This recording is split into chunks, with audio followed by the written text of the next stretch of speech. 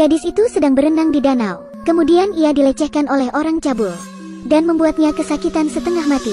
Ia pergi berakhir pekan dengan kekasihnya dan memutuskan untuk berlibur. Tapi mereka berdua tidak memiliki mobil. Jadi mereka memakai mobil orang lain. Namun mereka memakainya sesuka mereka. Padahal jelas sekali itu bukan milik mereka. Selama berkendara di jalanan, gadis itu mengulurkan kepalanya keluar jendela, menikmati hembusan angin yang menerpa wajahnya dengan musik dan angin sepoi-sepoi. Malam berlalu begitu saja. Gadis itu bangun. Mereka tersesat dan mereka tidak tahu di mana mereka berada. Dan kekasih gadis itu berkata, "Cari tahu apakah ada peta di dalam mobil." Dan gadis itu membuka dashboard mobil. Di dalamnya ada pistol. Gadis itu mengeluarkan pistolnya. Dan kekasihnya mengajari gadis itu bagaimana cara menggunakannya. Gadis ini sangat pintar. Segera setelah selesai belajar, ia memegang pistolnya dan berpose. Ia kemudian bertanya, "Apakah saya terlihat keren?" Tentu saja, kekasihnya bergurau. Ia terpaksa bilang begitu. Gadis ini menodongkan pistolnya. "Apa yang kamu ingin lakukan?" Gadis itu tanpa rasa berdosa menodongkan pistolnya, meminta kekasihnya berlutut, dan kekasihnya menurut. Ia kemudian berlutut. Gadis itu menyuruh kekasihnya menutup mata dan menghitung sampai 10. Gadis itu, dia berbisik di telinga kekasihnya. "Setelah menghitung sampai 10, cari saya." Setelah mengatakan itu, gadis itu segera pergi dari sana dan meninggalkan kekasihnya. Ia berjalan ke arah danau dan melihat kekasihnya tidak bisa mengejarnya. Gadis itu tergiur dengan sejuknya air danau. Lagi pula, tidak ada orang di sekitar situ. Gadis ini menanggalkan semua pakaiannya dan melompat ke danau.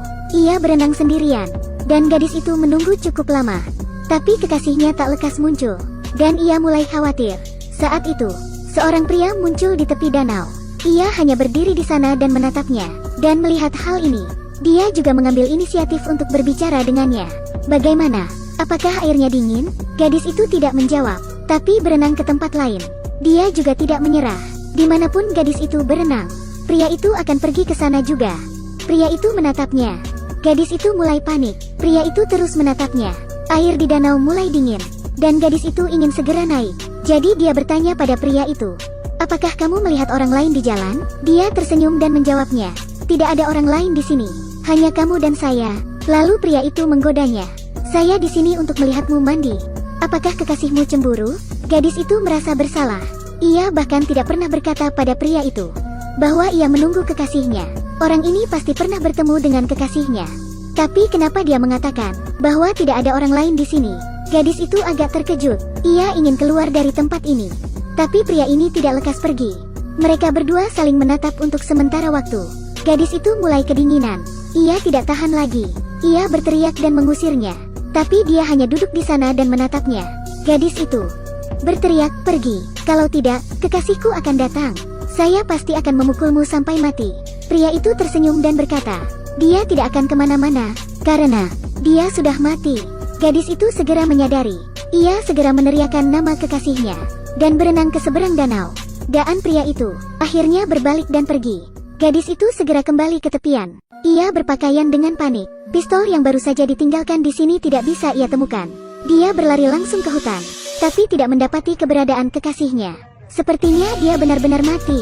Dalam keadaan panik, dia berlari ke mobil dan menyalakan mobilnya dengan cepat dan ingin meninggalkan tempat ini. Tiba-tiba ponselnya berdering.